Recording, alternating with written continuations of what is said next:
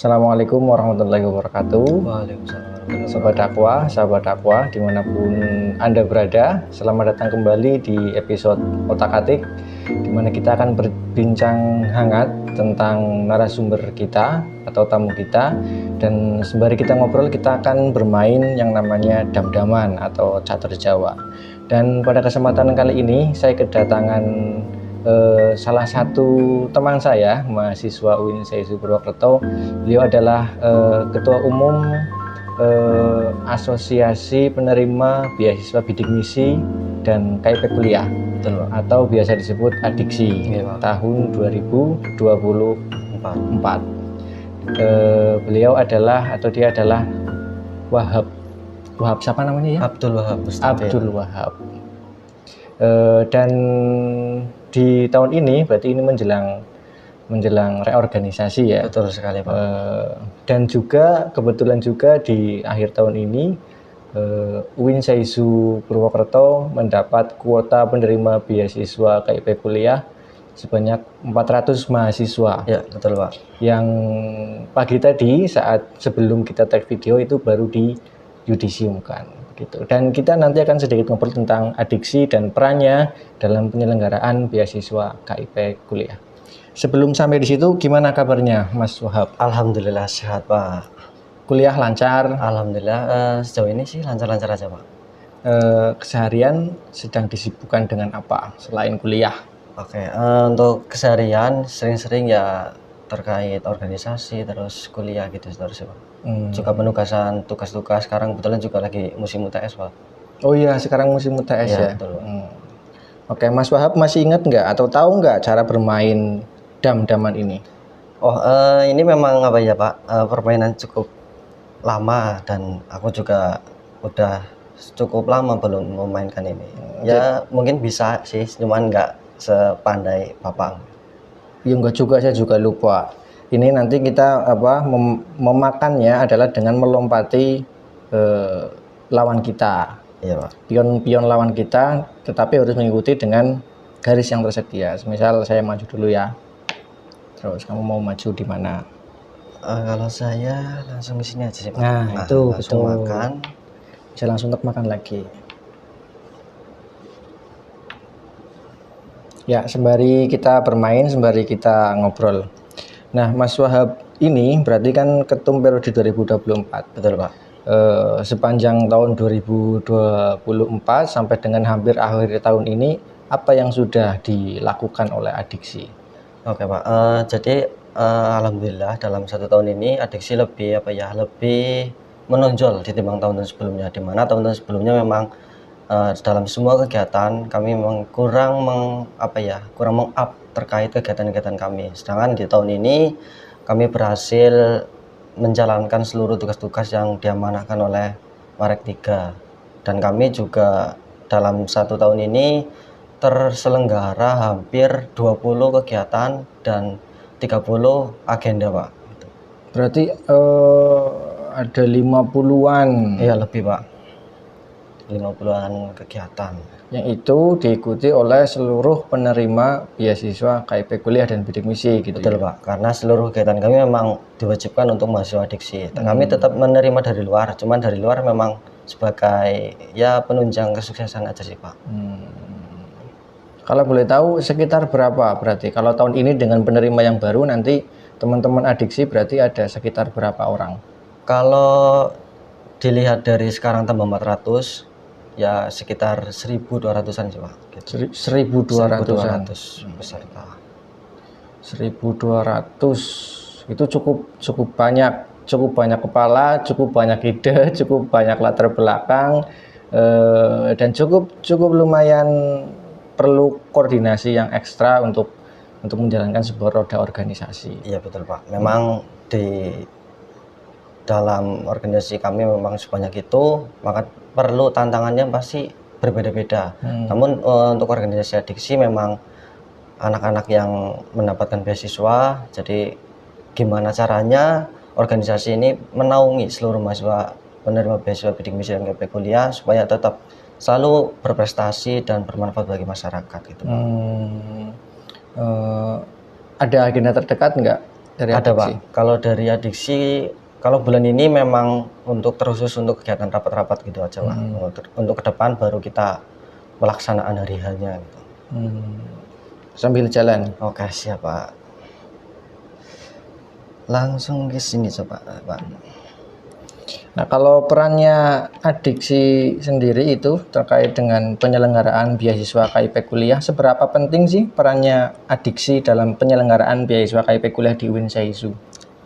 Perlu kita ketahui ya Pak, bahwasanya organisasi adiksi adalah yang menaungi seluruh mahasiswa penerima bidik misi dan KIP kuliah. Pastinya target utama ataupun penting paling utama dalam menaungi mahasiswa yaitu mengawal prosesnya pencairan, di mana setiap pencairan kita itu 1 tahun kan 2 kali Pak. Jadi setiap 6 bulan sekali kita melaksanakan tracking, terus dari data-data tersebut diaudisi kembali apakah memang masih perlu beri bantuan lagi atau memang udah nggak layak gitu sih Pak. Itu yang paling penting dalam peran organisasi adiksi. Namun peran penting lainnya pastinya ya mengembangkan bidang keahlian, baik itu yang sudah ada dalam diri pribadi ataupun belum ada kita tonjolkan, yang ada kita kembangkan lagi supaya bisa menjadi kelebihan tersendiri sebagai mahasiswa gitu. Nah, ini ada pesan nggak buat calon penerima beasiswa KIP kuliah yang 400 yang baru ini terkait dengan pada saatnya nanti kan mereka akan mengikuti adiksi. Iya Pak. Ada pesan-pesan nggak dari ketum adiksi buat calon anggota yang baru? Oke, untuk pesan-pesannya paling ya itu cukup. Mari hidup-hidupkan organisasi adiksi, di mana ini adalah organisasi yang menaungi diri kita pribadi dan kita sudah diberi bantuan, otomatis kita juga harus bisa mengabdikan. Sembari mengabdi kita juga sembari belajar gimana caranya kita meningkatkan soft skill yang ada di diri kita supaya kita tidak kaget ataupun tidak kagok ketika terjun di masyarakat menghadapi problematika, di mana memang kuliah memang penting terkait belajar materi dan teori, tapi kita juga perlu belajar pengalaman, yaitu pengalamannya dengan kita mengikuti organisasi adiksi, di mana organisasi adiksi pasti bermanfaat, di mana kita juga menjalin kinerja di kampus, di masyarakat, juga di kalangan pemerintah ataupun yang lainnya gitu. Oke, sambil jalan lagi. Kesini aja Pak. Ya. Ya, saya bisa kesini ini. Oke. Oh cukup pandai Bapak ini memainkan dam-daman. Nah,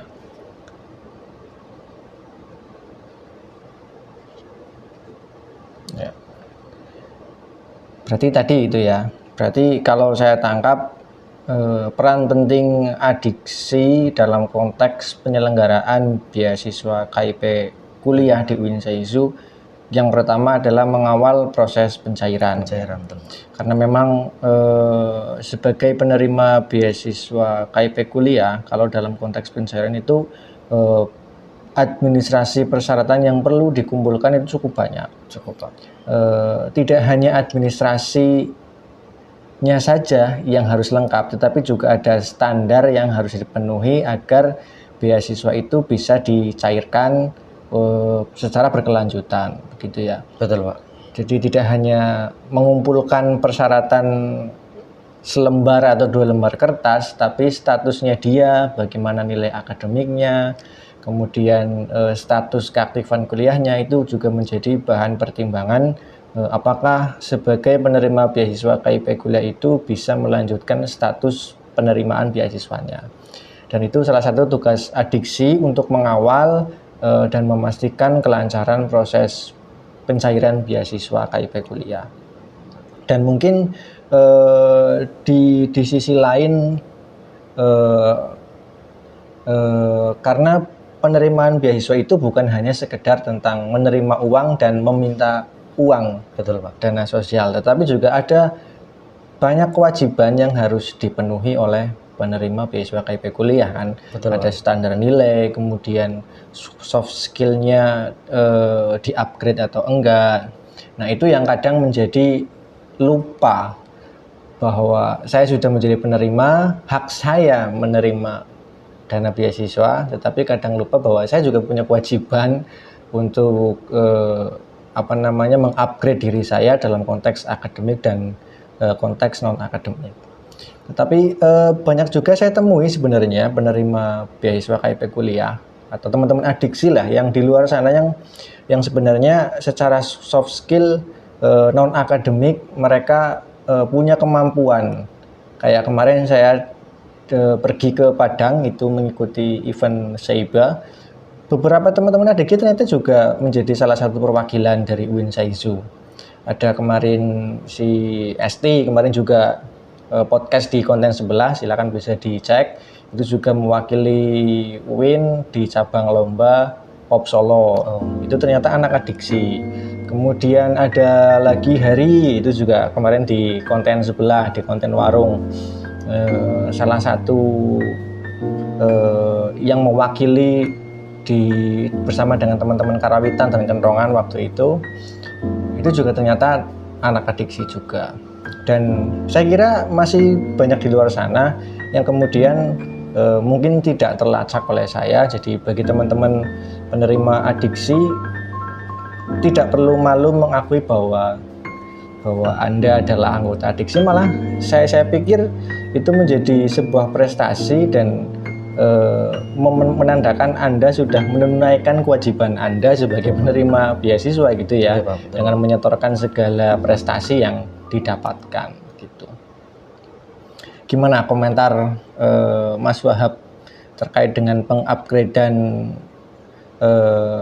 skill akademik dan non akademiknya, atau mungkin dari program-program kerjanya ada yang mengarah ke arah sana begitu? Baik Pak, memang ya tadi kasus yang tadi kayak seakan-akan memang mahasiswa diksi memang hanya mengambil tentang kewajibannya, kehakannya saja, cuman kewajibannya tidak terlaksana. Tapi dari kami memang untuk menunjang hal tersebut atau mengatasi hal tersebut, kami setiap 6 bulan itu mengadakan monitoring, di mana monitoring tersebut gunanya untuk menagih atau mengambil kewajiban sebagai mahasiswa itu harus apa gitu. Contoh ya tadi ada tracking nilai, terus ada tracking prestasi, juga ada tracking terkait keaktifan, gimana caranya ataupun gimana keadaan mahasiswa, apakah masih tetap aktif kuliah ataupun tidak. Namun ketika memang tidak aktif kuliah, terus tidak berprestasi, nilainya anjlok dan tidak memenuhi standar, otomatis hal tersebut akan dimonitoring dan akan digantikan oleh anggota yang baru. Nah, untuk kasus tadi, semisal kayak tadi memang bahwa mahasiswa adiksi memang berprestasi di luar sana, tapi memang mereka mengikuti organisasi lain, otomatis mereka pasti dituntut juga untuk membranding organisasi mereka, ditimbang organisasi yang memang dia hanya sebagai anggota, tidak sebagai pengurusan ataupun tidak sebagai orang penting di dalam organisasi yang memang dia sudah diakui. Nah, untuk mengatasi hal tersebut, kami juga selalu men-tracking ataupun mendata apakah memang ini anak adiksi ataupun bukan. Lalu ketika memang terindikasi memang mahasiswa adiksi, otomatis kami juga akan memberi apresiasi. Contoh mudahnya apresiasinya yaitu membuat pamflet, gimana supaya dia mendapatkan apresiasi bukan dari pengurus tapi juga dari anggota-anggota, serta apresiasi dari mahasiswa yang kuliah di UIN Saizu Purwokerto. Nah, untuk menunjang kegiatan, kami juga selalu mengadakan kegiatannya untuk mengasah ataupun menambah terkait soft skill, di mana kami juga tersusun organisasi yang seluruh kegiatannya memang berbasis akademik dan non akademik. Kayak contoh semisal non akademik itu kita juga akan terdekat itu bulan depan Pak, itu ada kegiatan badminton dan futsal, di mana badminton tersebut nanti akan diselenggarakan perlombaan secara angkatan terlebih dahulu, lalu nanti ketika memang dari angkatan tersebut juara itu bisa mewakili adiksi untuk berlomba dengan organisasi bidik misi dan KP kuliah seluruh Banyumas Raya itu Pak. Dan kami selalu mengadakan event-event tersebut. Nah, untuk kegiatan yang akademik itu kita ada perlombaan tahunan, itu namanya Penadiksi Pak, dimana kemarin kami sudah menyelenggarakan Penadiksi yang ke-6 Pak. Jadi Penadiksi ini udah terselenggara selama 6 kali, di mana organisasi kami itu umurnya 10 tahun, sedangkan kami sudah menyelenggarakan Pena Diksi atau Pekan Nasional Diksi itu selama 6 kali, di mana kemarin kami juga diikuti oleh anggota ataupun dari peserta luar itu ada dari Forbisa, terus ada Win Salatiga, juga ada dari Win Bengkulu, Pak. Jadi memang kami dalam organisasi adiksi juga ada naungan tersendiri, di mana kami adiksi juga dinaungi oleh Banyumas Raya, lalu ada Semarang Raya, terus selanjutnya itu ada dari pusat juga, Pak. Jadi memang kami memang terstruktur lebih besar juga, tidak kalah dengan organisasi lainnya, Pak. Jadi memang kami juga dari koordinasi dari pusat itu harus melaksanakan kegiatan yang berbasis akademik dan non akademik, gunanya untuk meningkatkan prestasi, karena terkadang memang tidak banyak juga ataupun tidak sedikit juga anak-anak yang berprestasi tapi prestasinya bukan di bidang akademik, tapi juga berprestasi di non akademik, tapi di akademiknya mungkin kurang. Tapi itu memang terjadi Pak, kayak prestasi itu memang hampir kayak hobi sih, Pak. Jadi memang nggak harus akademik, tapi juga bisa melalui non akademik, kayak tadi contohnya ada badminton, ada futsal dan lain sebagainya. Untuk akademiknya nanti juga ada lomba puisi, terus ada lomba esai dan cerita inspiratif. Namun harapan kedepannya untuk pekan-pekan nasional selanjutnya ya lebih banyak lagi kegiatan-kegiatan yang menaungi ataupun menarik seluruh mahasiswa se-Indonesia yang menerima beasiswa bimbingan KIP Kuliah untuk ajang perlombaan meningkatkan prestasi di non akademik maupun di akademiknya gitu, Pak. Oke, lanjut lagi Mas Wahab. Baik, Pak.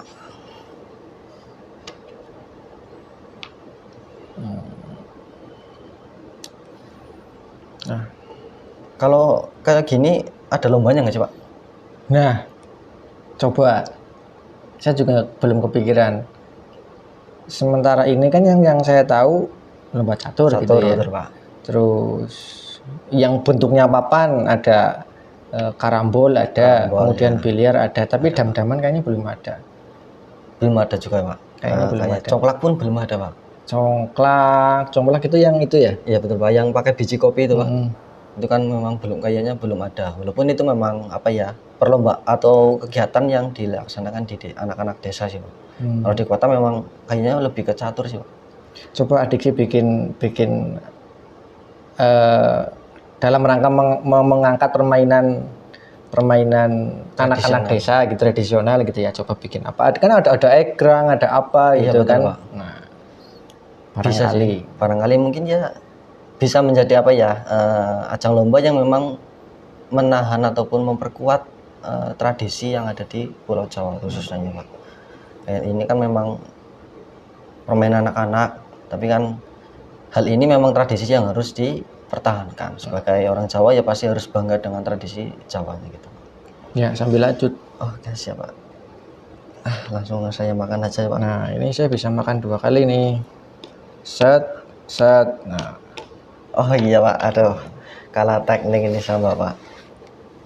Saya juga bisa langsung balas, Pak. Tapi cuma 1 sih, Pak. Enggak, sebenarnya kamu bisa 2 sebenarnya. Sini bisa. Oh iya, Pak. Aduh. Nah.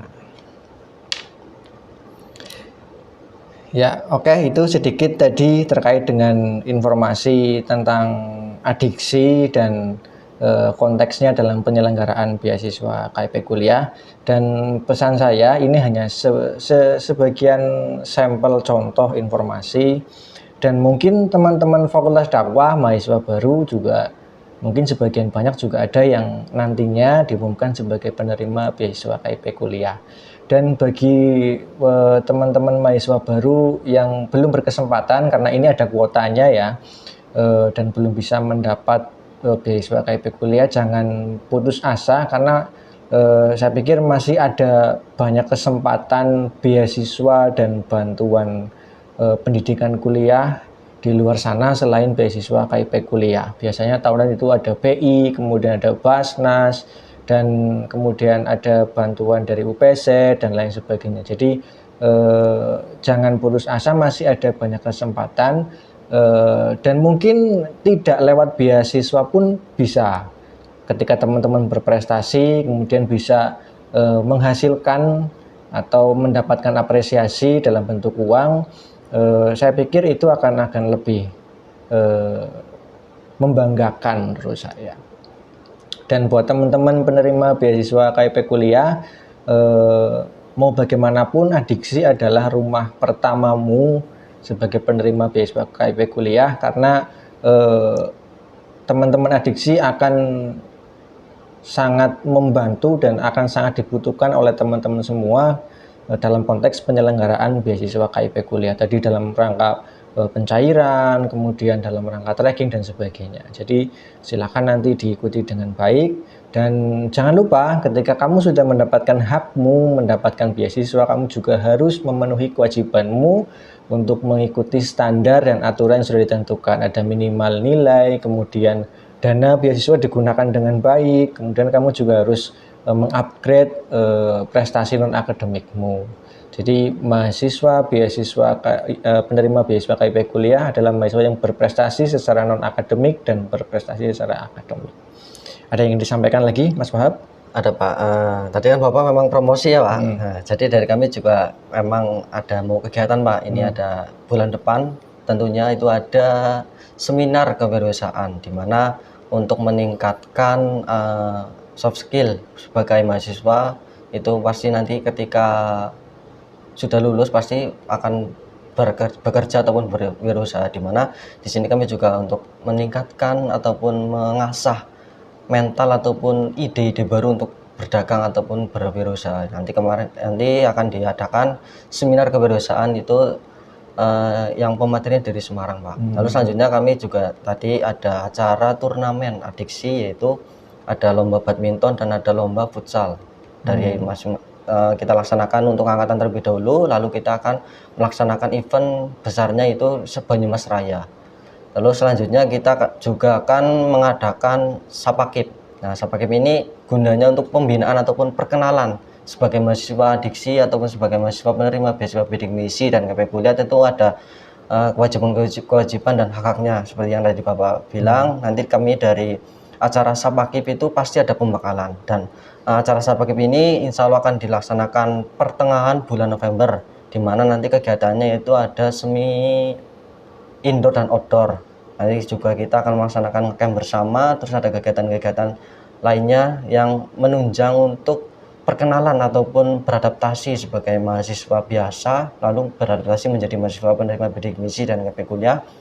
Pasti hal ini pasti penting, dan untuk seluruh mahasiswa baru yang nanti akan menerima ataupun mendapatkan panggilan sebagai mahasiswa penerima bidik misi dan KIP kuliah, pastinya jangan lupa mengikuti Sapakip.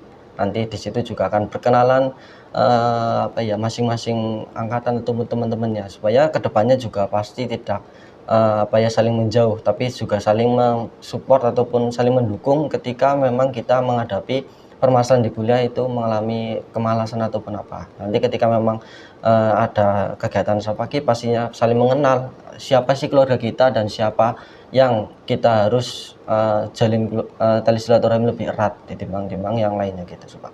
Oke, terima kasih Mas Wahab. Nanti kita lanjutkan lagi permainan dam-daman ini. Dan begitu teman-teman semua. Jadi mungkin terakhir dari saya bahwa dalam hidup itu kadang kita butuh take and give. Kita ingin sesuatu, kita juga harus mengorbankan sesuatu atau memberi sesuatu. Jadi bukan hanya hak yang kita inginkan, tapi juga kadang kita harus melakukan kewajiban yang harus kita tunaikan. Sesimpel teman-teman ingin bikin kopi, teman-teman harus beranjak dari tempat duduk, kemudian ke dapur, manasin air, kemudian ngeracik kopi, kemudian dituangkan airnya, baru teman-teman akan menuai hasilnya, menikmati betapa nikmatnya secangkir kopi di sore hari. Sekian dari kami, sampai berjumpa di episode selanjutnya. Assalamualaikum warahmatullahi wabarakatuh. Waalaikumsalam warahmatullahi wabarakatuh.